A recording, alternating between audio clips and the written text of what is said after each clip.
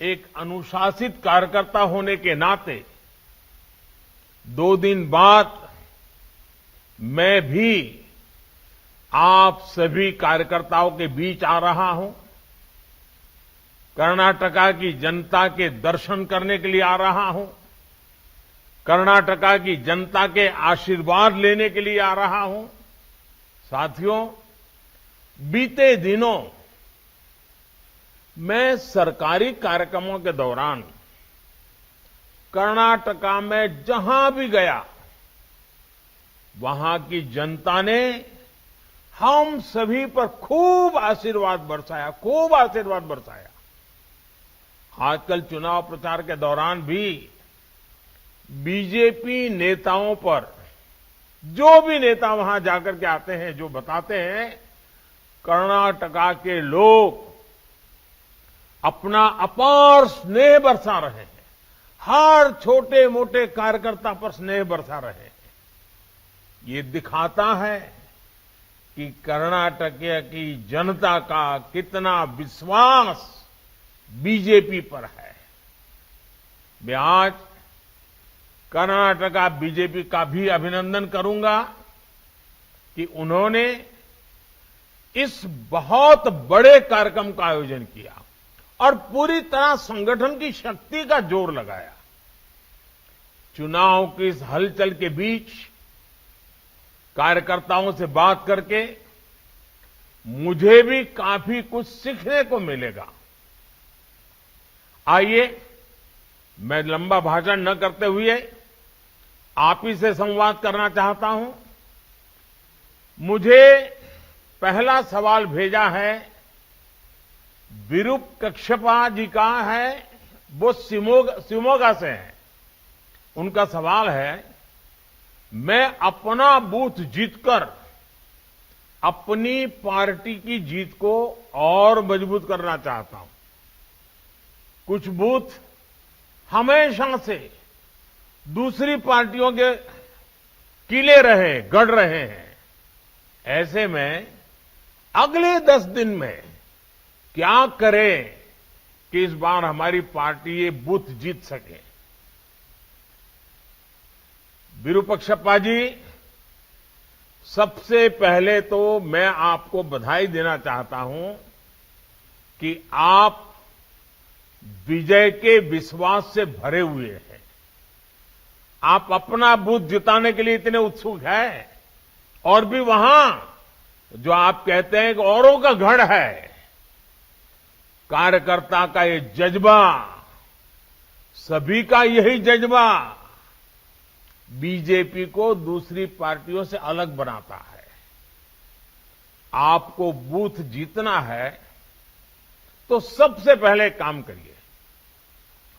आपके जैसे ही कर्मठ और विजय का विश्वास रखने वाले 10 पुरुष कार्यकर्ता और 10 महिला कार्यकर्ता, 20 लोगों की जोड़ी बनाइए और मजबूत जोड़ी बनाइए, टीम बनाइए।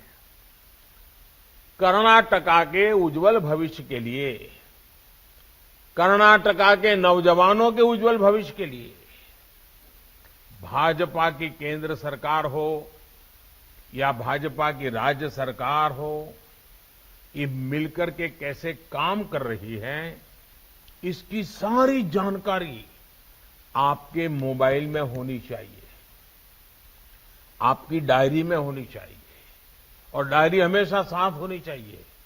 और ये सारी बातें आपके दिलो दिमाग में भी होनी चाहिए। गरीब हो, दलित हो, पिछड़े हो, महिला हो, किसान हो, नौजवान हो, इन सभी के लिए जो काम हमारी सरकार ने किए हैं, ये सारी जानकारी आपके पास उपलब्ध होनी चाहिए।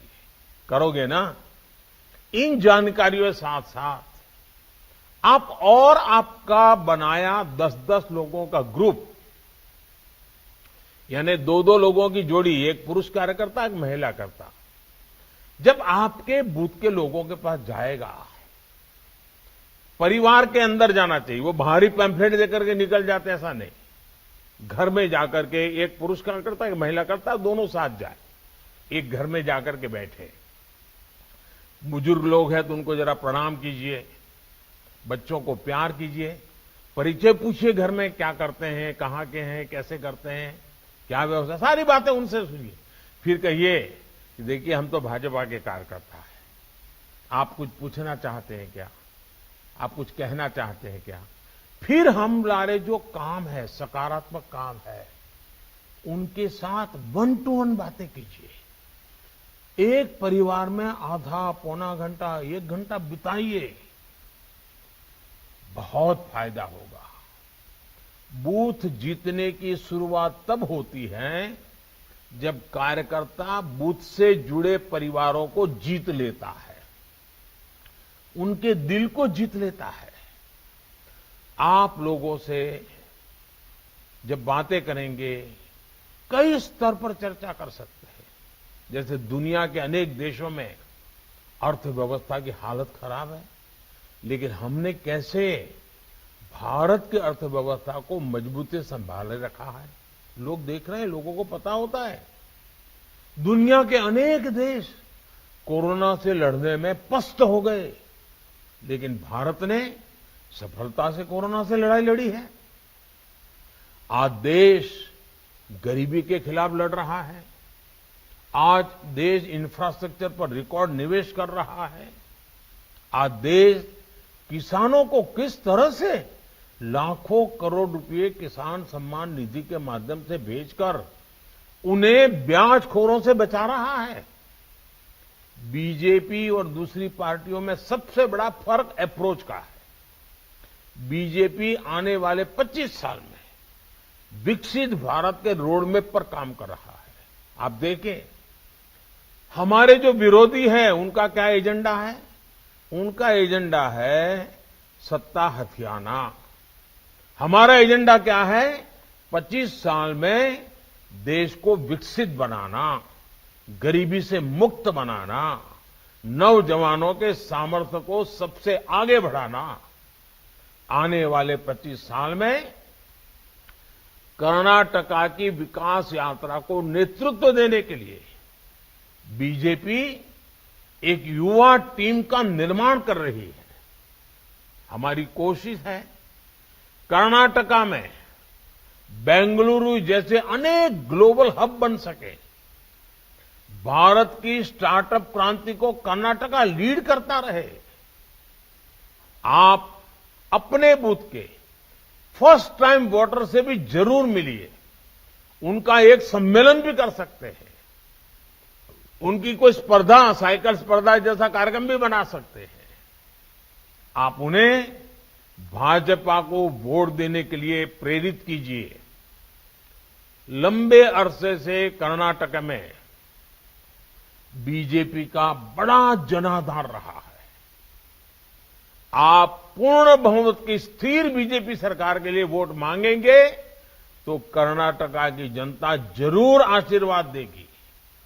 उनको समझाइए कि कर्नाटक में लगातार अस्थिरता से कितना नुकसान हुआ है और दिल्ली में पिछले 9 साल से आपने मजबूत स्थिर सरकार बनाई, इतना कितना लाभ हुआ है।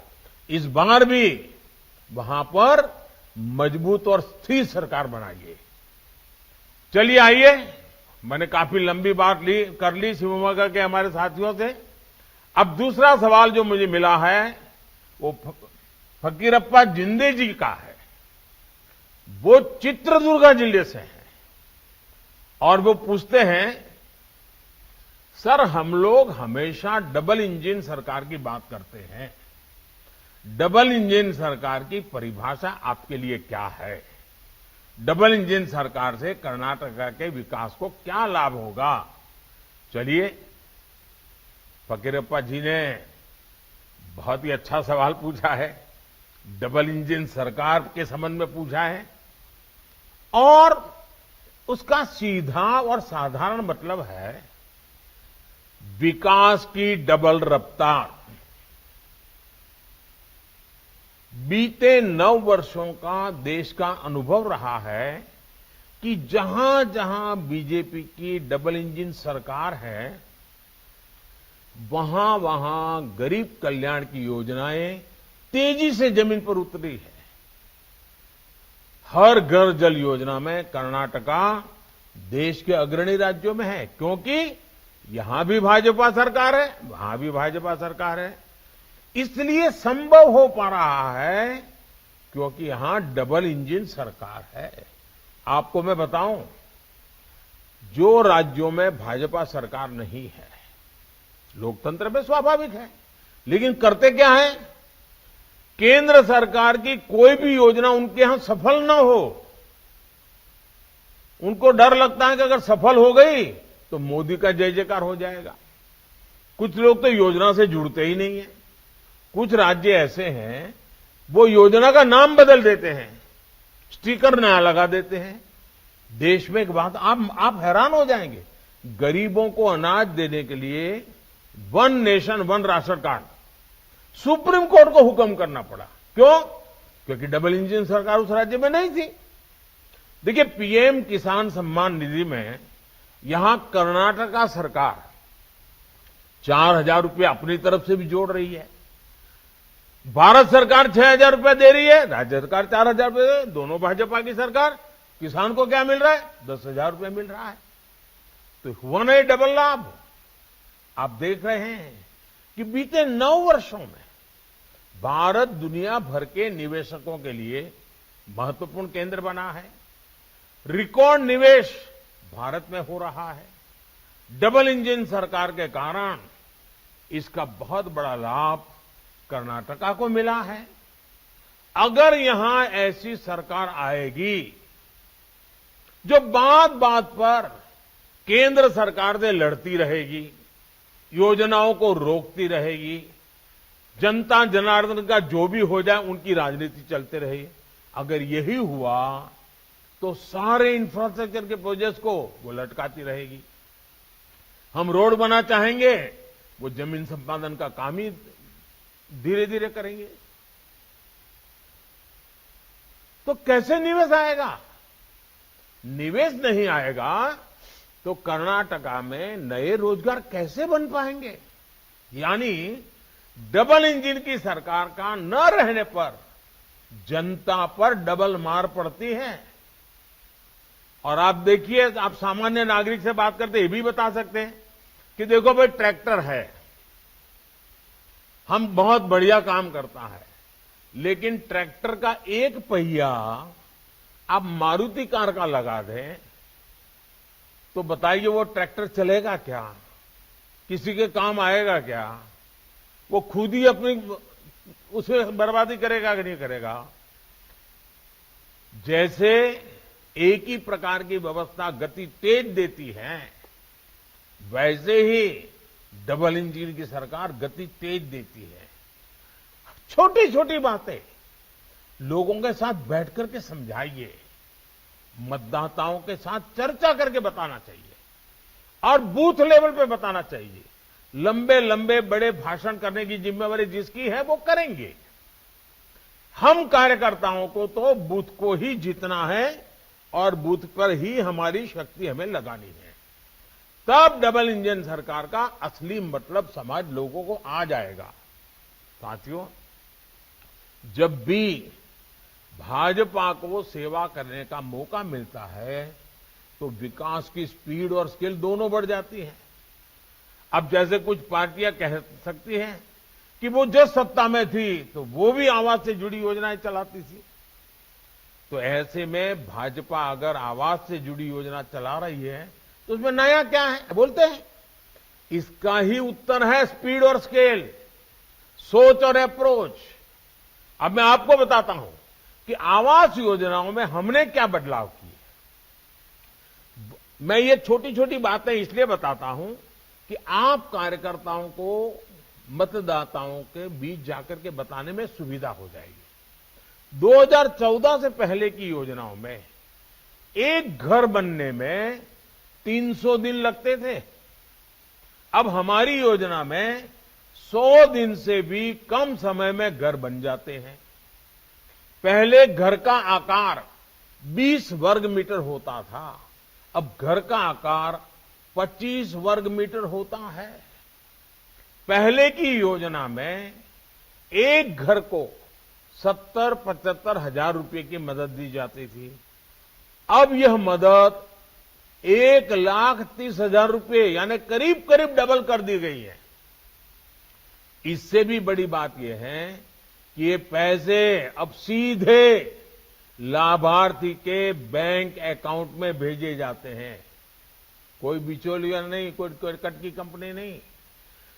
पहले की आवास योजना में लाभार्थी की पसंद का बिल्कुल ध्यान नहीं दिया जाता था। हमारी सरकार की आवास योजना में घर उसमें रहने वाले परिवार की पसंद के हिसाब से बनता है। पहले की आवास योजना में 4 दीवारें खड़ी करके घर देने का दावा किया जाता था। आज घर, बिजली, नल से जल, टॉयलेट, एलपीजी कनेक्शन जैसी अनेक योजनाओं को साथ साथ दिया जाता है। मैं आपको स्पीड और स्केल का एक और उदाहरण देता हूं। देश में देखिए हेल्थ कितना महत्वपूर्ण विषय है, आरोग्य कितना महत्वपूर्ण, लेकिन कैसे हाल रहा। देश में पहला एम्स 1956 में शुरू हुआ। कांग्रेस ने उसका भरपूर श्रेय लिया, ढोल बजाते रहे बस। लेकिन दूसरा एम्स कब शुरू हुआ? पहला तो 56 में बना, दूसरा कब शुरू हुआ? इसके बारे में कांग्रेस कुछ नहीं बोलती है, मुंह पे ताला लग जाता है। आपको जानकर के हैरानी होगी, दूसरा एम्स बनने में करीब करीब 50-60 साल लग गए। वर्ष 2003 में जब अटल जी की सरकार आई तो उन्होंने और ज्यादा एम्स बनाने के बारे में योजना बनाई। ये योजना स्वास्थ्य सेवाओं और मेडिकल शिक्षा में क्षेत्रीय असंतुलन को दूर करने के लिए बनाई। इस योजना को भी यूपीए सरकार ने ठंडे बस्ते में डाल दिया। बहुत ज्यादा मांग बढ़ने और देश की जनता की मांग करने पर आधे अधूरे मन से काम किया गया। किसी तरह 2014 तक देश में एम्स की संख्या बढ़कर के 7 पहुंची। याद रखो, यानी 60 साल में एम्स की संख्या 1 से बढ़कर 7 हुई। लेकिन अगले 9 वर्षों में जब हम आए तो हमने देश में एम्स की संख्या को 3 गुना बढ़ा दिया। अब बताइए, डबल इंजन सरकार की ताकत है कि नहीं है? अब देश में 7 नहीं 20 एम्स है, 20। इसके साथ ही देश में 3 नए एम्स पर तेजी से काम भी चल रहा है। यही हाल देश में मेडिकल कॉलेजों का भी था। आजादी से लेकर 2014 तक देश में मेडिकल कॉलेजों की संख्या 380 थी,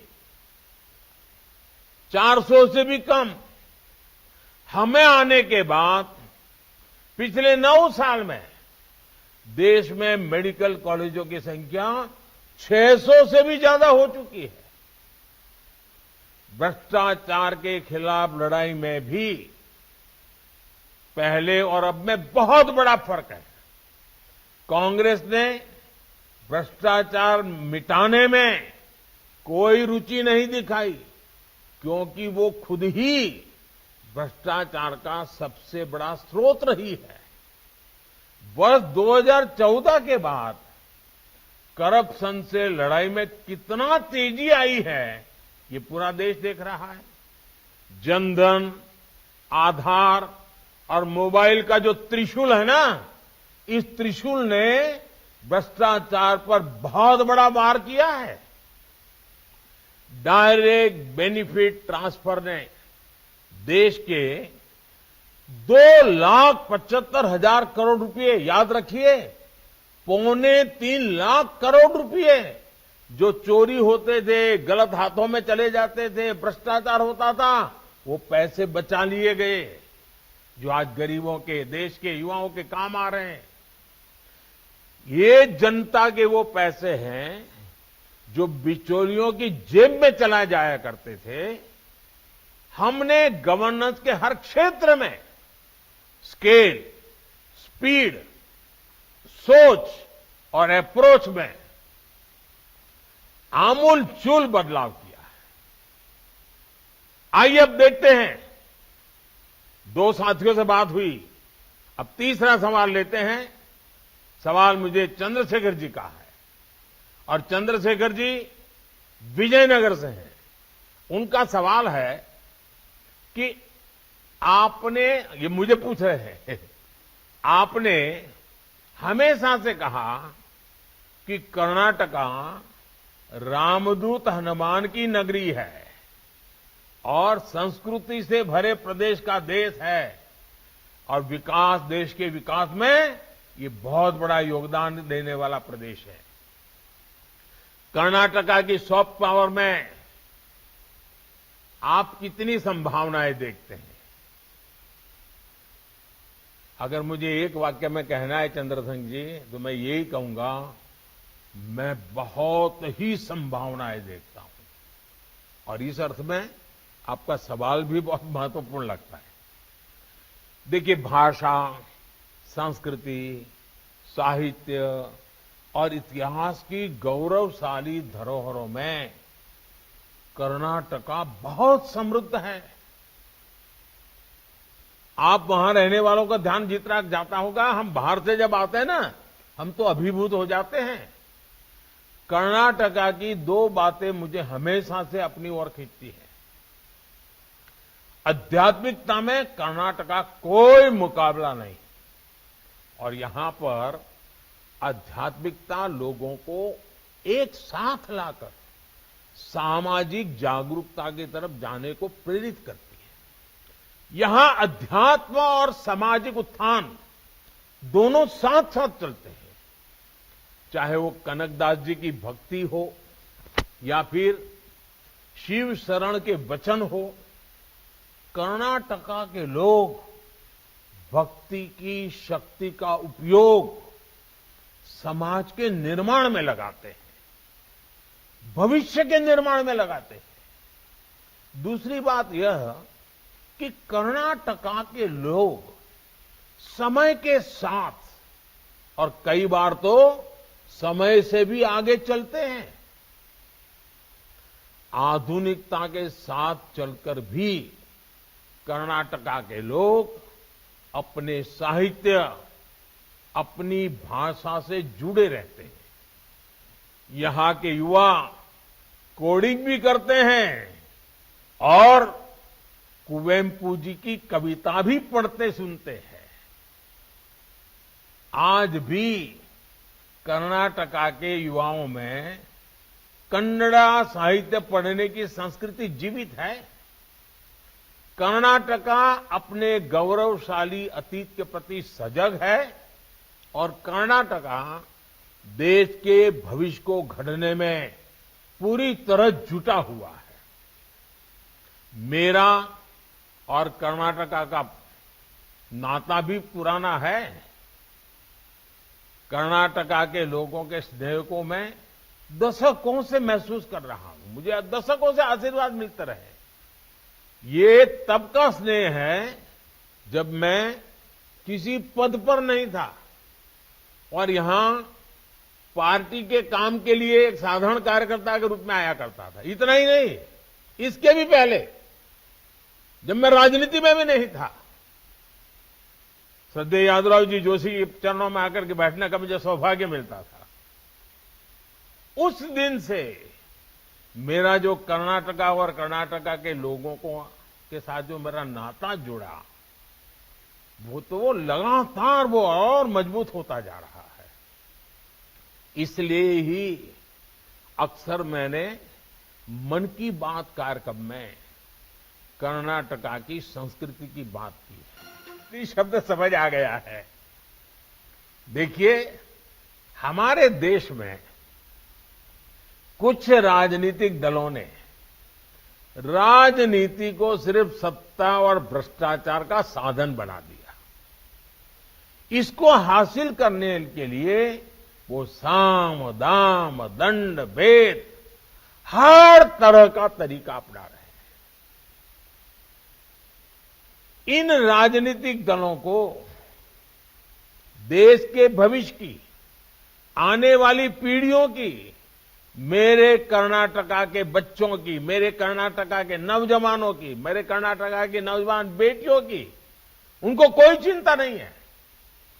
मुफ्त की रेवड़ी की राजनीति की वजह से कई राज्य इतना बेतहाशा खर्च अपनी दलगत राजनीति की भलाई के लिए कर रहे हैं, राज्य कर्ज में डूबते चले जा रहे हैं और आने वाली पीढ़ियों का भी वो खा जा रहे हैं।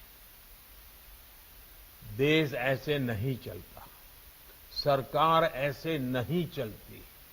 सरकार को पीढ़ियां बनाने का लिए भी काम करना होता है। सरकार को वर्तमान के साथ साथ भविष्य का भी सोचना पड़ता है। सरकार सिर्फ सुबह शाम रोजमर्रा की रोजी रोटी कमाने वाली जिंदगी पर नहीं चल सकती, बल्कि उसको एसेट क्रिएशन पर काम करना पड़ता है, संपदा बनानी पड़ती है, ताकि दशकों दशक तक देश के हर परिवार का जीवन ठीक से चलता रहे।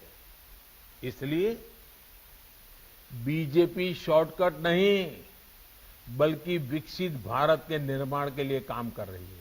और आप कभी रेलवे स्टेशन पर गए होंगे तो देखते होंगे, कुछ लोग एक प्लेटफॉर्म से दूसरे प्लेटफॉर्म पर जाना है तो ऊपर का वो ब्रिज छोटा सा चढ़ करके जाते हैं, और कुछ लोग जल्दी में नीचे ही कूद करके पटरी क्रॉस करके भागने की कोशिश करते। वहां लिखा होता है, shortcut will cut you short. ये सब जगह पे लागू होता है। साथियों, बीजेपी सिर्फ 5 साल के नहीं, सिर्फ हमारी सत्ता के लिए नहीं, बल्कि हम देश के लिए सोचते हैं। हम दल के लिए नहीं, देश के लिए सोचते हैं। हम सिर्फ हमारी आज की चुनाव की राजनीति के लिए नहीं, हम 25 साल में भारत को कहां ले जाएंगे, इस सपनों को साकार करने के लिए काम कर रहे हैं। हां, कुछ तात्कालिक चुनौतियों से निपटने के लिए देश के गरीब परिवारों को हर संभव सहायता दी जा रही है। वो सरकार का दायित्व है। अब कोरोना वैक्सीन के समय हमें जरूरत लगी तो हमने मुफ्त वैक्सीन दिया देश को, क्योंकि जिंदगी बचानी थी, और वो आज मेरे देश को आगे बढ़ाने में काम कर रहे हैं। मुफ्त राशन देने की जरूरत पड़ी, देना था, दिया, क्योंकि देश में कोई व्यक्ति भूखा नहीं रहना चाहिए। लेकिन देश को आगे बढ़ाना है तो हमें ये रेवड़ी कल्चर से मुक्त होना ही पड़ता है। बीजेपी सरकार आज पूरे देश में आधुनिक फिजिकल, डिजिटल और सोशल इंफ्रास्ट्रक्चर पर अभूतपूर्व निवेश कर रही है। यही आज की पीढ़ी के साथ साथ भविष्य की पीढ़ियों को भी काम आने वाला है। अब देखिए, road, rail, airport, port, solar park, गरीबों के घर, पानी की लाइनें, gas pipeline, medical college, AIIMS, IIT, triple IT, IIM, ऐसी संपदा बनाने पर हमारा फोकस है। अब आज से 25 साल पहले अगर मेडिकल कॉलेजें बनाई होती तो आज देश के पास लाखों डॉक्टर होते। हमें डॉक्टरों की कमी नहीं होती। नर्सिस की कितनी कमी है।